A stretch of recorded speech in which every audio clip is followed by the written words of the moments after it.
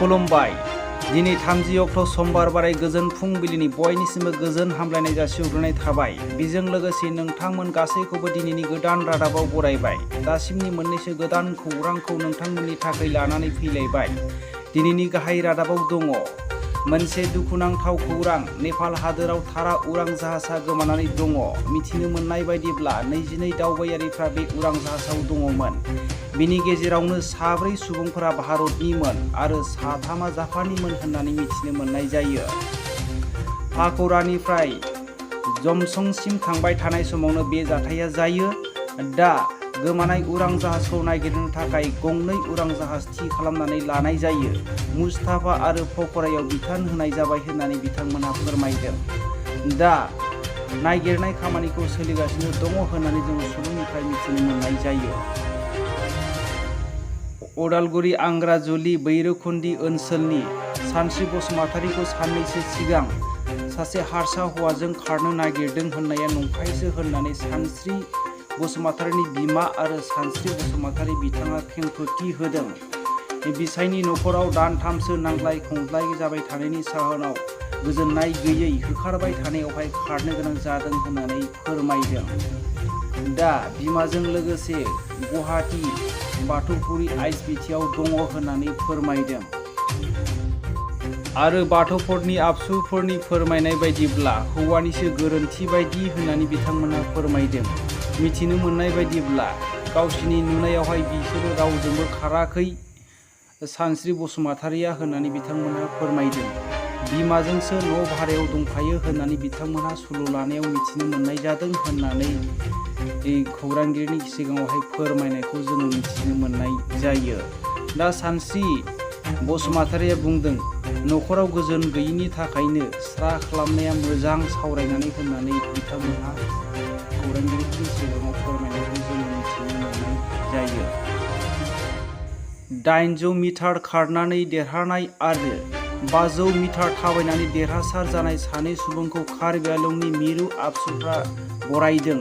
बैथि दाननि 18 अक्ट'निफ्राय 22 अक्ट'सिम जानाय केरालानि थिरुवनन्तपुरमाव मास्टार गेम्स फेडारेशन इन्डियान ब्रैथि नेशनेल गेम्सआवहाय कार्बि आंलं जिल्लानि खावरिबोदोर गामिनि थागिबि पवन बाग्लारिया सनानि मेडेल देरहासार जानो हाबोयो आरो लांहिननि ललित बसुमतारीया 500 मिटार थाबायनानै थामथि मासियाव आवग्रिनानै रुपानि मेडेल आवग्रिनानै लाबोनो हायो। बेखौनो लांहिन ओनसोलाव थानाय कार्बि आंलंनि मिरु आबसुनि दैदेनगिरिफ्रा बिथांमोनखौ बरायो।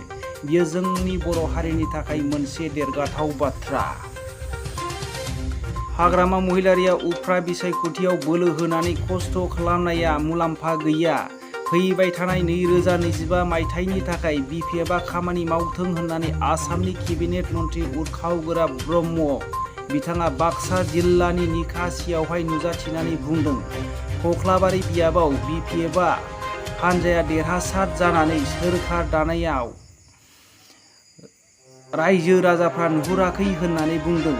बरंस रायजो राजाफ्रा मिनिगासिनो दङ होननानै बिथाङा खौरांगिरिफोरनि सिगाङावहाय फोरमायदों।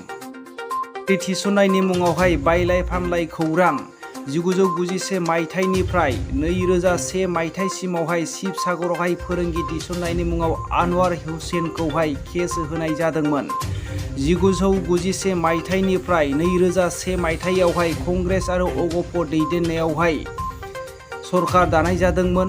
आनवार हुसैनआ एपइन्टमेन्ट होदोंमोन 17 बोसोरनि सासे सुबुंखौनो। बेनि थाखायबो बेखौ केस होनाय जादोंमोन। मिथिनो मोननाय बायदिब्ला 30,000 आरो 50,000 लानानै एपइन्टमेन्ट होदोंमोन होननानै मिथिनो मोननाय जादों। बिनि थाखायनो सुनिबारावहाय बेखौ एरेस्ट खालामनाय जादों आरो लोगोसे बाबुल हुसेनखौबो एरेस्ट खालामफानाय जादों होननानै मिथिनो मोननाय जायो। केस नाम्बार 1361/19 धाराखौ लानानै 120B 420/465/468 भारतनि आयेन बायदि एरेस्ट खालामनाय जादों। आरोबाव गासै आसाम रायजोनि सुबुंफोरनि थाखाय गुरैयै खावलायहरनाय DID little master dance India dance बादायलायनायावहाय देरहासार जानो थाखाय नबजित नार्जारिनो भट होनो थाखाय बयनिसिमबो खावलायहरनाय थाबाय। जेन' बर' हारिनि सासे सुबुङा मुंदांखा जानाय बायदि बयबो अननानै भट हो नबजित नार्जारिनो। सायाव स्क्रिनाव नाम्बार होनाय दङ, बे नाम्बाराव होनानै नोंथांमोनहा नबजित नार्जारिखौ देरहाहोनो हागोन। 9152915246 बे नाम्बाराव भट थुनानै मिस कल होनानै नोंथांमोनहा नबजित नार्जारिखौ देरहासार खालाम।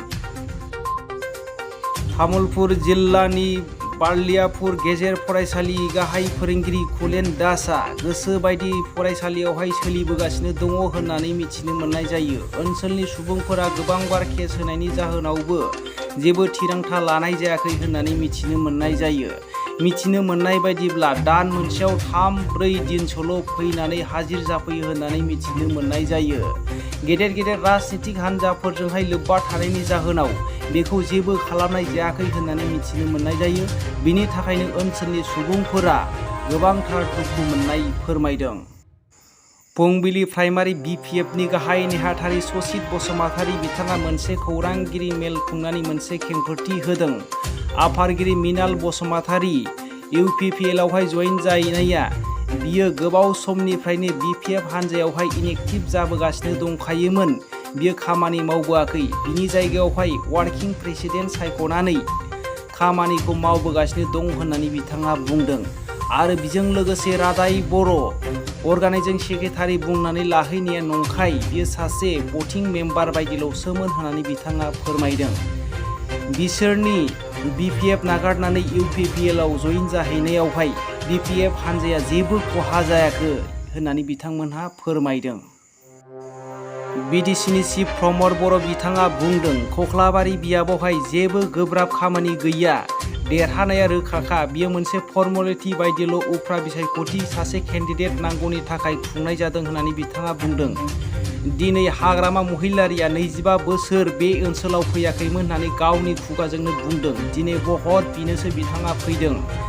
बिथाङा दिनै सरकार आरो पावारफुलनि लबिनि थाखाय बिथाङा बे ओनसोलाव गिदिंफैदों होननानै बिथाङा बुंदों।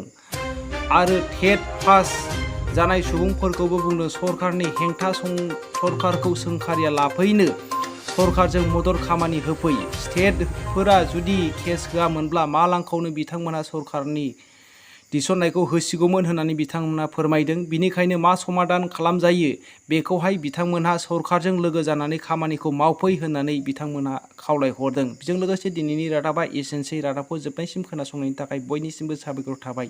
जै बर' हारिनि जै।